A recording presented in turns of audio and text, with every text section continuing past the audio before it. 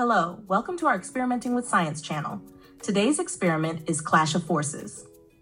This experiment is quite ideal for explaining resultant force to students. First, I'm taking out our wooden kit. Our wooden kit contains dice, a playing field, and forces.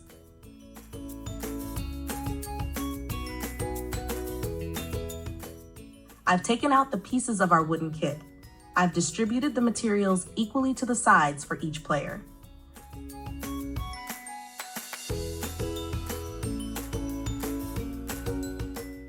My friend and I decide how many rounds we will play this game. Everyone has their own area where they can see the center line.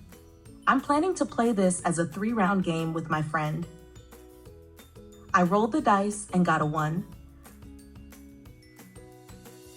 I placed a 1 Newton force on my side.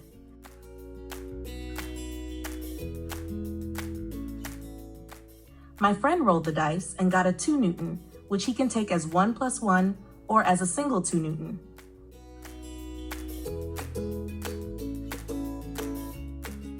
Then I rolled again and got 3 Newtons, which I'll place as 2 + 1.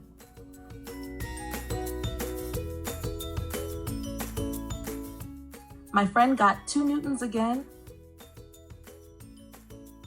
I got 4 Newtons.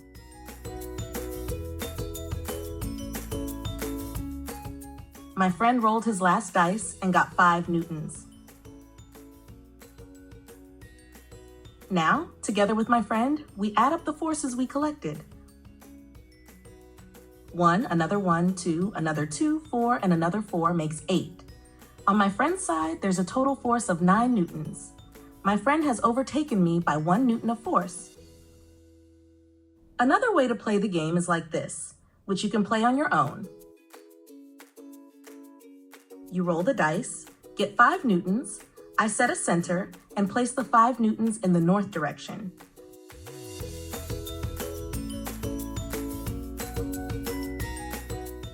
Then I rolled again, got 6 Newtons, rolled again, another 6 Newtons came across, and I placed the other 6 Newtons in this way. Here, you must be able to interpret this. Forces in opposite directions cancel each other out. Here we need to interpret in which direction the object will move. You can interpret that the object will move 1 Newton towards the south.